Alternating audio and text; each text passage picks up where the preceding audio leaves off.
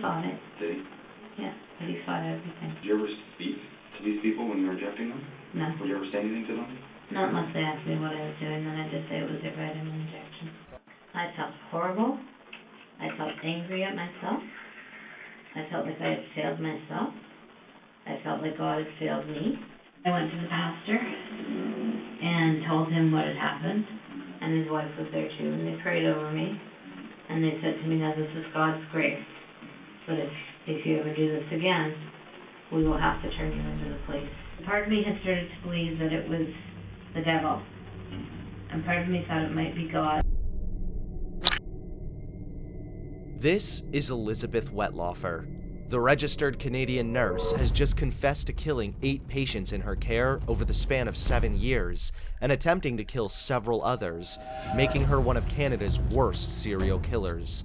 This bizarre story begins in 2007 when Elizabeth Wetlaufer was hired at a long-term care home to assist elderly people. Almost immediately, Wetlaufer's personal problems became apparent. She would often struggle with alcoholism and drug addiction, passing out at work and being suspended over 4 times for medical errors. Most people knew Wetlaufer had her substance abuse issues, but no one knew there was a darker side to her. Not only did 2007 mark the year she was hired at the long-term care facility, it also marks the year she took her first victim's life. 84-year-old James Silcox was a war veteran and a father of 6 when Wetlaufer purposely injected him with a deadly dose of insulin, killing him shortly after. Although his death was uncalled for, Silcox's death was not considered suspicious. Later, investigations alleged the long-term care facility ignored red flags when it came to Wetlaufer's behavior and called into question the protection Wetlaufer received from the Canadian Nursing Board. Because of this, Wetlaufer continued her work as a nurse, and despite the multiple suspensions and her questionable history when it came to proper dosages, she quietly continued her killing spree. She went on to attempt to kill several other patients, successfully killing 8 more. She claimed she knew the difference between right and wrong, but would have a strong surge to kill certain patients, unsure if it was God or the devil calling her to commit these heinous sins. Her 2.5-hour-long interrogation depicts some grisly details about Wetlaufer's killing of patients in her care by overdosing them with insulin.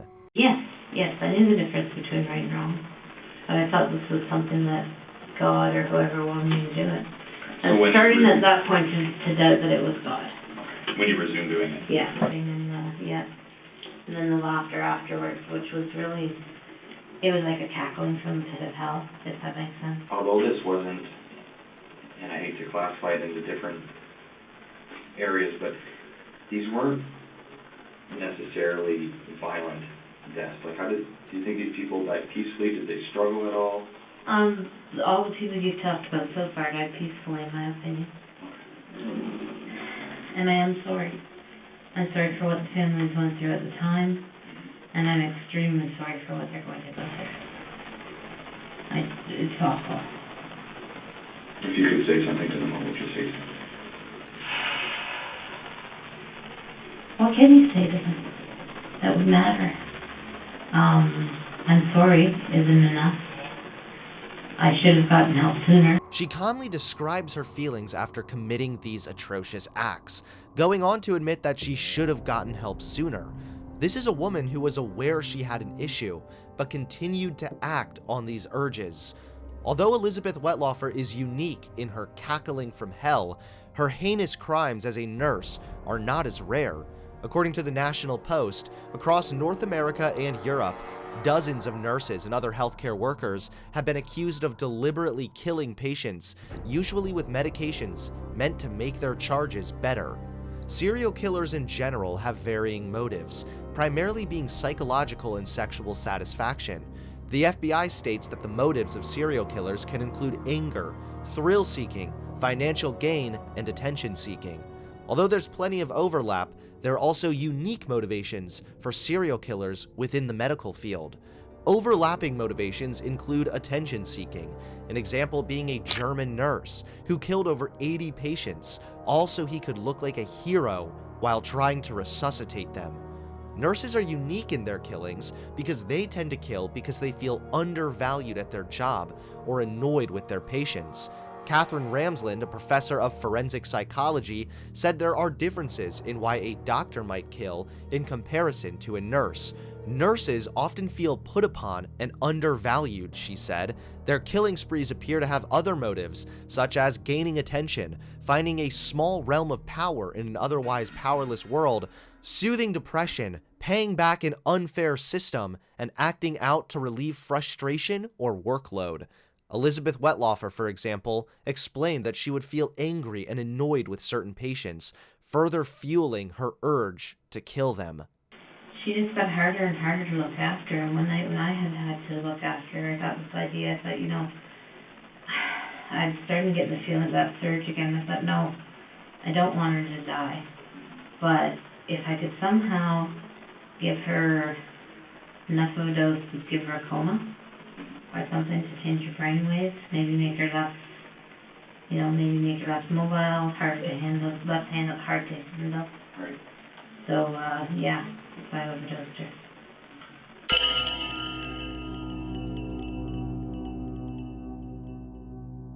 In the grand scheme of things, medical murders are a rare phenomenon, but it's definitely more common than you may initially believe. In fact, one of the first well-documented female serial killers was a woman named Jane Toppan.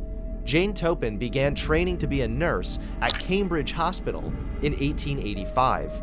She was well-liked and known to be bright, cheery, and jolly, earning her the nickname Jolly Jane. But behind the scenes, Jolly Jane was not so jolly. She soon began choosing her victims based on how close she was with them and how elderly and sick they were. She would fake medical charts to trick her patients into taking high doses of morphine and other strong medications for her own morbid curiosity. Sometimes, she would even get into bed with her patients after overdosing them. Jolly Jane had varying motivations, some which made her killings unique as a nurse. Jane is often thought of as an angel of mercy, a type of criminal who harms those under their care while convincing themselves they are acting in the victim's best interest. But this is only the tip of the iceberg, because next to her medical murders, Jolly Jane was one of the most depraved serial killers of her time. She also admitted to garnering an erotic thrill from watching her victims inch closer to death. She would also poison her victims and sexually abuse them while they died, in an attempt to see the workings of their inner soul through their eyes. The sexual desire is in line with common serial killer profiles, but her morbid curiosity is comparable to the motivations behind doctors who turn to serial killing. According to Katherine Ramsland, doctors often kill from the desire to feel a godlike sense of power over patients, or from experimental curiosity. During her residency at Cambridge Hospital, Jolly Jane would experiment on her patients, giving them large doses of morphine without their knowledge to see how it manipulated their nervous systems. When her victims died, she would slip into the Angel of Mercy role and hold them close as they died in her arms. It's interesting, because where nurses kill because they feel undervalued, doctors tend to kill because they feel too powerful. Take Harold Shipman, an English family physician who was trusted and well-liked by his community. However, from 1975 to 1998, he went on to become one of England's most prolific serial killers, killing a suspected 250 people by lethal injection. Harold Shipman was a talented doctor, moving up quickly in his career when he became addicted to pain-relieving opioids, specifically diamorphine. Shipman would use his position as a doctor to acquire pain-killing opioids for his own addiction, while simultaneously diagnosing his victims with illnesses they didn't have and lethally injecting them with diamorphine. Experts speculate his desire to kill may have been fueled by witnessing his mother's death at only 17 years old.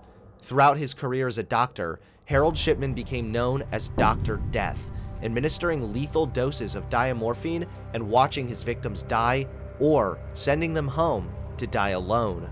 Although many red flags came up throughout his career, it wasn't until 1998 that it was discovered the death rate of his patients was almost 10 times higher than other practitioners. But he wasn't done killing yet. Dr. Death's final victim was in line with his target prey, an old, usually sick, and vulnerable individual. 81-year-old Kathy Grundy was given a lethal injection by Shipman and soon died. He probably would have gotten away with yet another murder had he not attempted to forge Grundy's will. Yeah, Dr. Death forged the will to remove the family and leave everything Kathy Grundy owned to himself. That's sus. This immediately raised eyebrows, and soon Harold Shipman's victims were exhumed, and diamorphine was found in their muscle tissue. Shipman was further incriminated when his computer was searched and forged medical records were discovered. He was sentenced to life in prison, and he hung himself in his cell in 2004.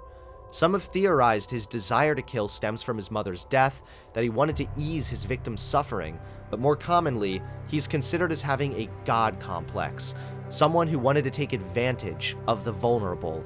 He wanted to give life, and he wanted to take life away. In newly released letters Shipman wrote from prison, he talks about how, quote, no one saw him do it when it came to stealing morphine. Psychologist Dr. David Holmes said they showed that Shipman relished the attention. He saw no one as being superior to him. In his own mind, in his own eyes, he was sort of a medical god.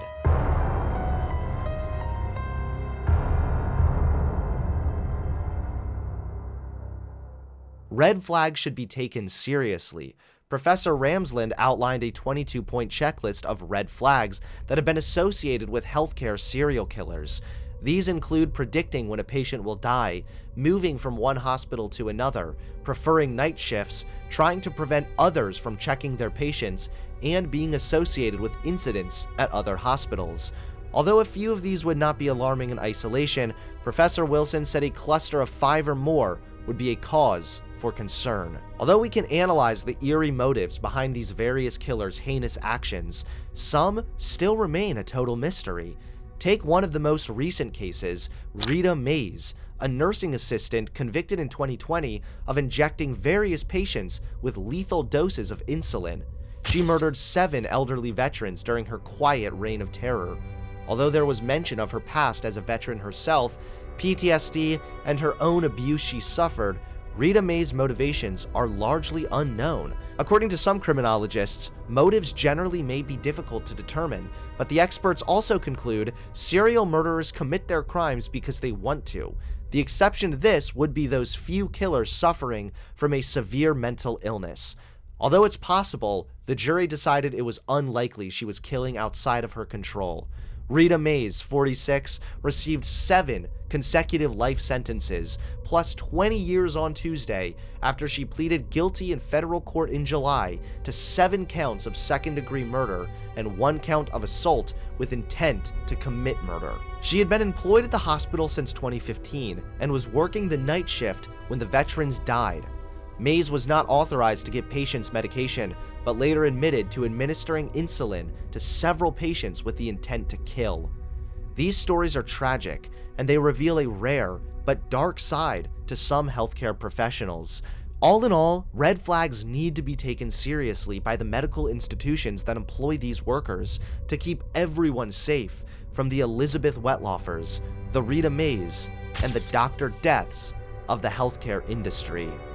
These are only some of the medical murders.